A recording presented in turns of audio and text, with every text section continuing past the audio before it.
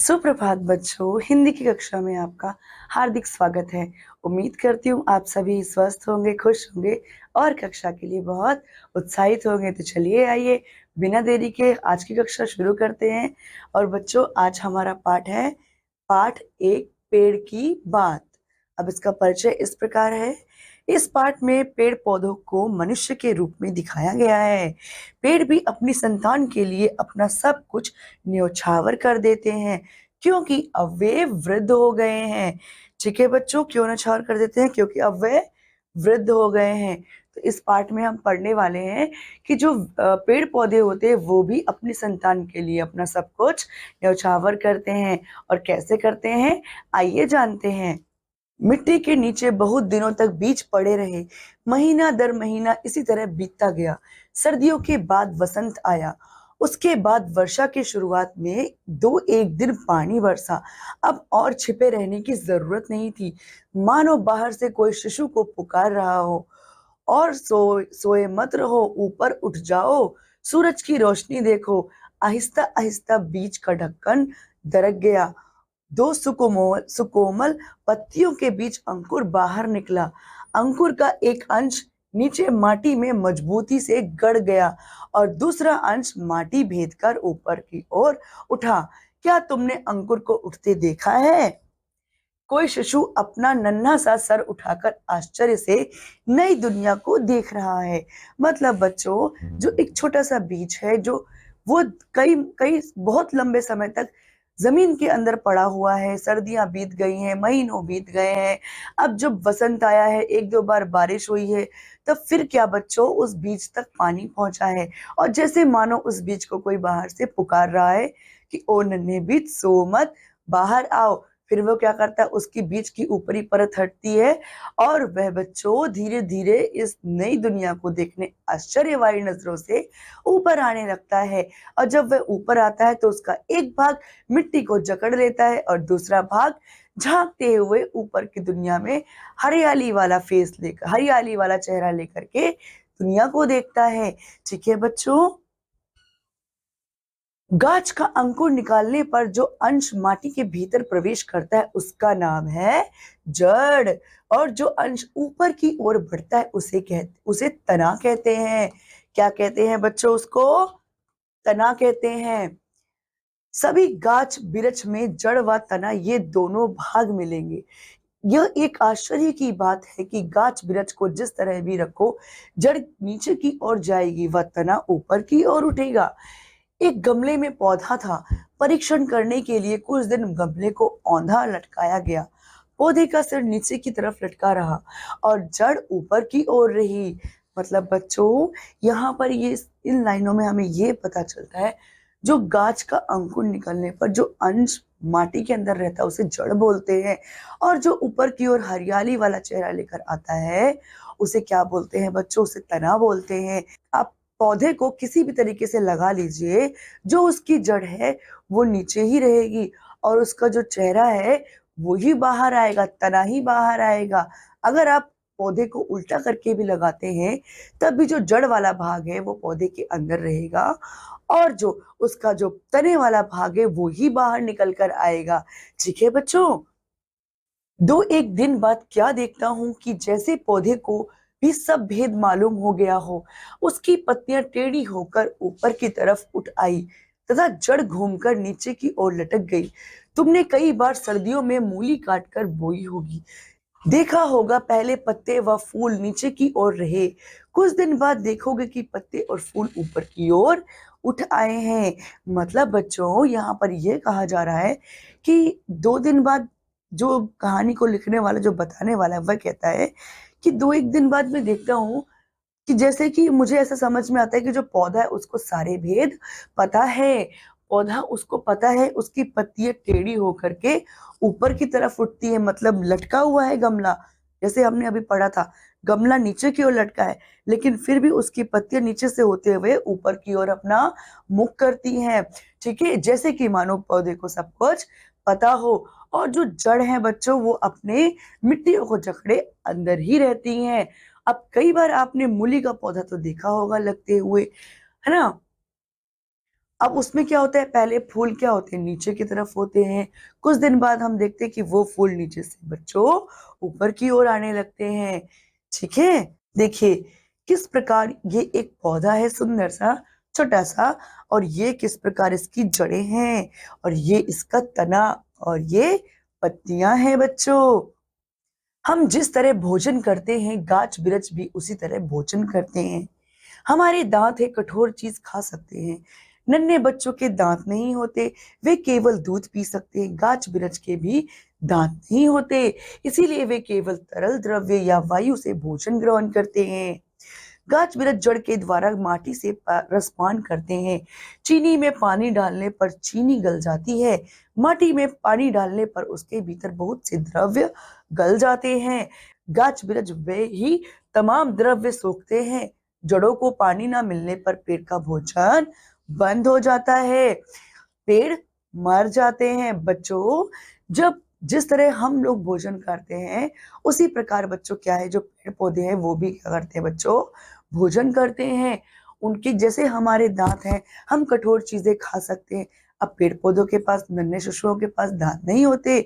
जैसे नन्हे नन्हे बच्चे दूध पीते हैं, वैसे ही हमारे जो पौधे हैं वो तरल रूप में अपना भोजन करते हैं या हवा वायु से प्राप्त भोजन करते हैं। और इस बीच वह खाद मिली हुई पानी इस प्रकार का भोजन करते हैं जिससे जड़ों तक वह जाता है, और जड़ों से वह क्या करते हैं, अपना भोजन प्राप्त कर लेते हैं। सारे जो पोषक तत्व हैं वो प्राप्त करते हैं, और पत्तियों में खाना बनता है बच्चों। और उसके बाद क्या होता है, वो खाना खा पाते हैं। यदि अगर जड़ों को पोषण मिलना, पानी मिलना बंद हो जाए बच्चों, तो जो पौधा है वो नहीं जी सकेगा, वो मर जाएगा। ठीक है बच्चों, खुर्दबीन से अत्यंत सूक्ष्म पदार्थ स्पष्टतया देखे जा सकते हैं।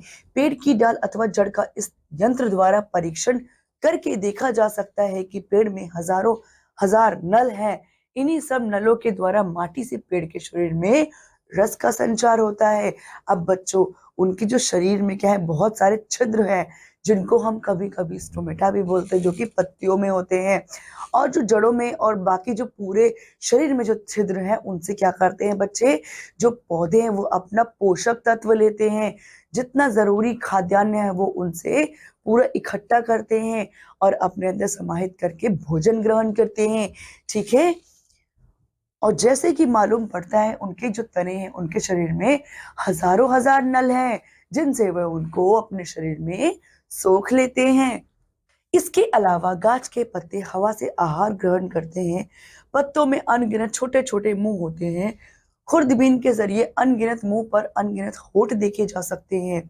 जब आहार करने की जरूरत ना हो तब दोनों होंठ बंद हो जाते हैं।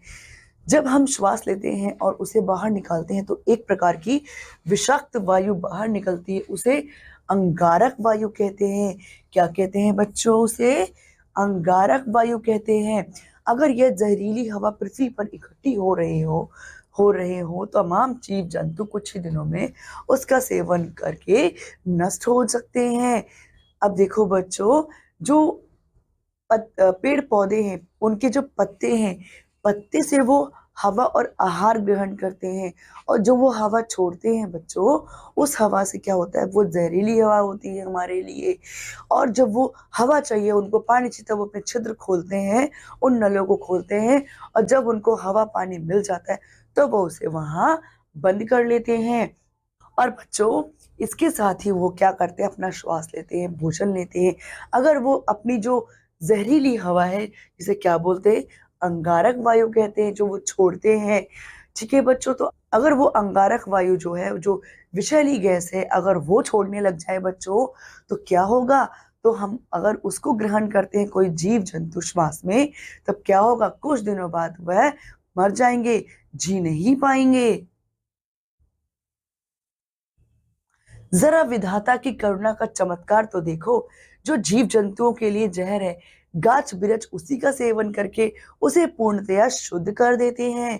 पेड़ के पत्तों पर जब सूर्य का प्रकाश पड़ता है, तब पत्ते सूर्य ऊर्जा के सहारे अंगारक वायु से अंगार निषेध कर डालते हैं, और यही अंगार बिरछ के शरीर में प्रवेश करके उसका संवर्धन करते हैं। पेड़ पौधे प्रकाश चाहते हैं, प्रकाश ना मिलने पर बच नहीं सकते। गाछ बिरछ की सर्वाधिक कोशिश यही रहती है कि किसी तरह उन्हें थोड़ा सा प्रकाश मिल जाए। खिड़की के पास गमले में पौधे रखो, तब देखोगे कि सारी पत्तियां व डालियां अंधकार से बचकर प्रकाश की ओर बढ़ रही हैं। वन में जाने पर पता चले लगेगा कि तमाम गाछ वृक्ष इस होड़ में सचेत हैं कि कौन जल्दी से जल्दी सर उठाकर प्रकाश को झटपट ले। बेल लताएं छाया में पड़ी रहने से प्रकाश के अभाव में मर जाएंगी, इसीलिए वे पेड़ों से लिपटती हुई निरंतर ऊपर की ओर अग्रसर रहती हैं। अब बच्चों, अगर पेड़ पौधों को प्रकाश नहीं मिलता तो वो जीवित नहीं रह सकते हैं। अब प्रकृति का चमत्कार देखिए बच्चों, जो अंगारक हवा है, जो पेड़ पौधे, जो हम गंदी हवा, विषैली हवा जो हम छोड़ते हैं, वही जो पौधे हैं, पेड़ हैं, अपने अंदर लेते हैं, उसे शुद्ध करके, उसको प्योर बना करके अब फिर क्या करते हैं बच्चों, हमें वापस लौटाते हैं, जिसे हम ऑक्सीजन के रूप में फिर लेते हैं। और जो पौधे हैं वो कार्बन डाइऑक्साइड के रूप में जो हम छोड़ते हैं वो लेते हैं। और बच्चों, प्रकाश इनके लिए बहुत महत्वपूर्ण है। अगर प्रकाश नहीं मिलता तो क्या बच्चों वो जी पाएंगे? नहीं जी पाएंगे, मर जाएंगे। जब आप वनों में देखिए, वनों में जो पौधे हैं, पेड़ पौधे हैं, वो बहुत होड़ में रहते हैं कि सबसे पहले ऊपर कौन जाएगा और कौन सबसे पहले जो प्रकाश को अपनी ओर ऑब्जर्व करेगा, अपने में समाहित करेगा। इसको देखने के लिए आप एक गमला रख सकते हैं अपनी बालकनी में और उसकी दिशा देख सकते हैं किस प्रकार वह प्रकाश की ओर ही गमन करेगा। ठीक है बच्चों? कोई एक पेड़ एक वर्ष के बाद ही मर जाता है। सब पेड़ मरने से पहले संतान छोड़ जाने के लिए व्याग्र हैं। बीज ही गाछ बिरछ की संतान है। कौन है बच्चों गाछ बिरछ की संतान? बीज है। बीज की सुरक्षा व सार संभाल के लिए पेड़ फूल की पंखुड़ियों से घिरा एक छोटा सा घर तैयार करते हैं। फूलों से आच्छादित होने पर पेड़ कितना सुंदर दिखलाई पड़ता है, जैसे फूल के बहाने वह स्वयं ही हंस रहा हो। फूल की तरह सुंदर चीज और क्या हो सकती है बच्चों? और क्या है, जरा सोचो तो। गाछ बिरछ तो मटमैली माटी से आहार व विषाक्त वायु से अंगारक ग्रहण करते हैं। अंगारक पता है ना बच्चों क्या होता है? हमने अभी समझा था। फिर इस अपरूप उपादान से किस तरह ऐसे सुंदर फूल खिलते हैं। कथा सुनी होगी स्पर्श मणि की, पारस पत्थर की, जिसके पारस से लोहा सोना हो जाता है। मेरे ख्याल से माँ की ममता ही वह मणि है। संतान पर स्नेह निछावर होते ही फूल खिलखिला उठते हैं। ममता का परस पाते ही मानो माटी व अंगार के फूल बन जाते हैं। मतलब बच्चों, जो पेड़ पौधे उनकी संतान वो भी देने के लिए आच्छादित रहते हैं। वो किस रूप में अपनी संतान देते हैं बच्चों? बीज के रूप में। और बीज को सुरक्षित करने के लिए बच्चों वो फूल से बना हुआ एक सुंदर घर तैयार करते हैं, जिसके भीतर उनके बच्चे यानी बीज रहते हैं। और जैसे ही वो चले जाते हैं तो वही बीज उनकी संतान बनकर फिर से उनका रूप लेकर पेड़ बन जाते हैं। और जिस प्रकार वह अंगारक वायु को स्वच्छ करके हमें देते हैं, उसी प्रकार माँ, जो पारसमणि कही गई है, वह भी क्या करती है बच्चों? अपना स्पर्श दे करके अपने शिशु को, अपने बच्चे को नया जीवन देती है। जिस प्रकार पेड़ पौधे भी बीज की सुरक्षा पंखुड़ियों वाले घर बना करके करते हैं। पारसमणि बच्चों क्या होती है? पारसमणि होती है जिसको छूते ही जो लोहा है वह भी सोना बन जाता है। ठीक है बच्चों? पेड़ों पर मुस्कुराते फूल देखकर हमें कितनी खुशी होती है। शायद पेड़ भी कम प्रफुल्लित नहीं होते। खुशी के मौके पर हम अपने परिजनों को निमंत्रित करते हैं। उसी प्रकार फूलों की बहार छाने पर गाछ बिरछ भी अपने बंधु बांधवों को बुलाते हैं। स्नेह सिक्त वाणी में पुकार सकते हैं, कहाँ हो मेरे बंधु, मेरे बांधव, आज मेरे घर आओ। यदि रास्ता भटक जाओ, कहीं घर पहचान नहीं सको, इसीलिए रंग बिरंगे फूलों के निशान लगा रहे हैं।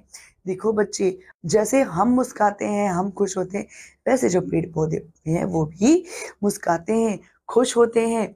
उन्हें देखकर हमें जितनी खुशी होती है, वह भी अपने, शायद पेड़ भी कम प्रफुल्लित नहीं होते, उनको भी इतनी ही खुशी होती है। खुशी के मौके पर जिस तरीके से हम अपने प्रियजनों को अपने पास बुलाते हैं, उसी प्रकार जो बच्चों पेड़ पौधे हैं वह भी क्या करते हैं, अपने प्रियजनों को बुलाते हैं। क्योंकि वो बोल नहीं सकते, हम बोल सकते हैं, हम बोलकर बुलाते हैं, कहाँ हो मेरे बांधव, यहाँ आ जाओ।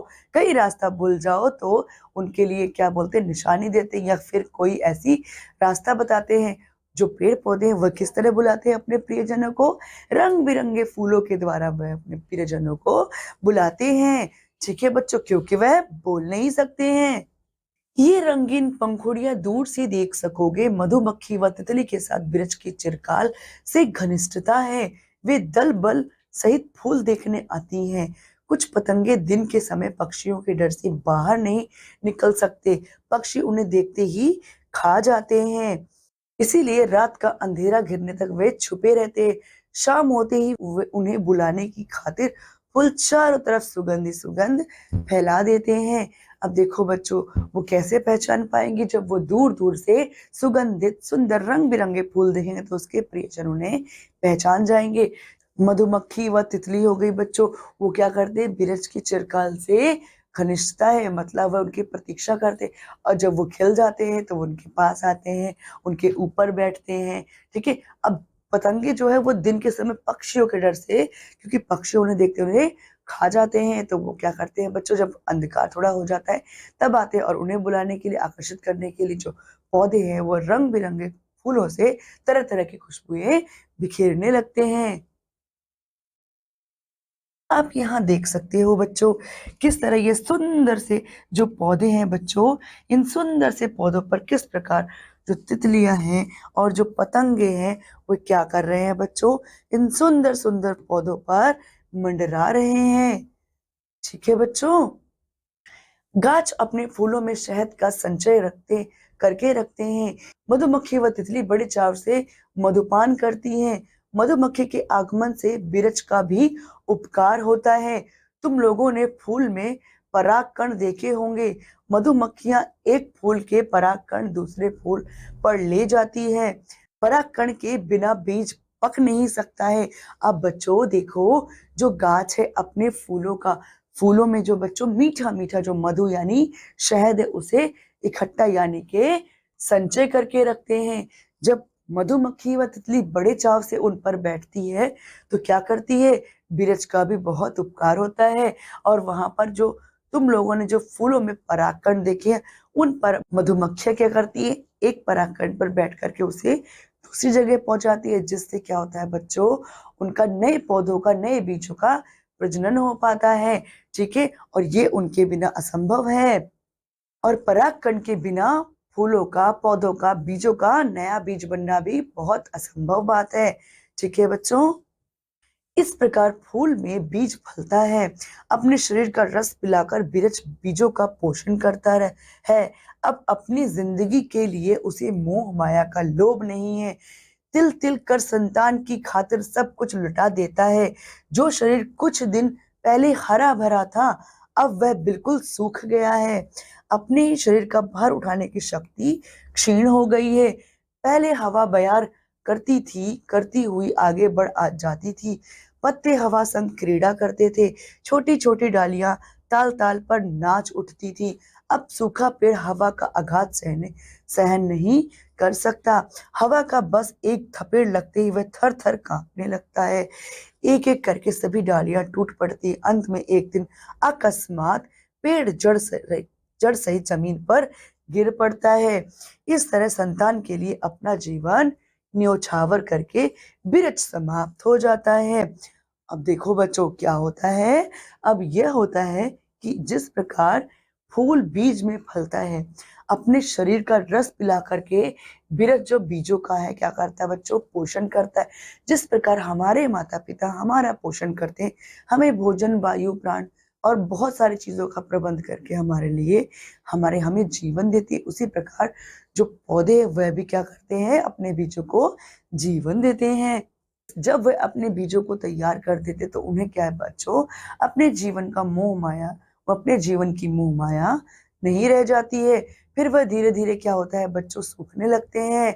अब हवा का एक झोंका चलते ही वह काँपने लगते हैं और धीरे-धीरे ऐसा होता रहता है और अपने बीज सौंपने के बाद, बीज तैयार करके हमें सौंपने के बाद, पृथ्वी को सौंपने के बाद बच्चों, एक दिन ऐसा आता है जब वो तेज हवा के झोंके से क्या करते हैं, जड़ समेत उखड़ कर बाहर गिर जाते हैं और सदा-सदा के लिए अपने बच्चों को अपने अपने बच्चों के ऊपर अपनी जान न्यौछावर करके, उन्हें जीवन दे करके वह सदा के लिए चले जाते हैं।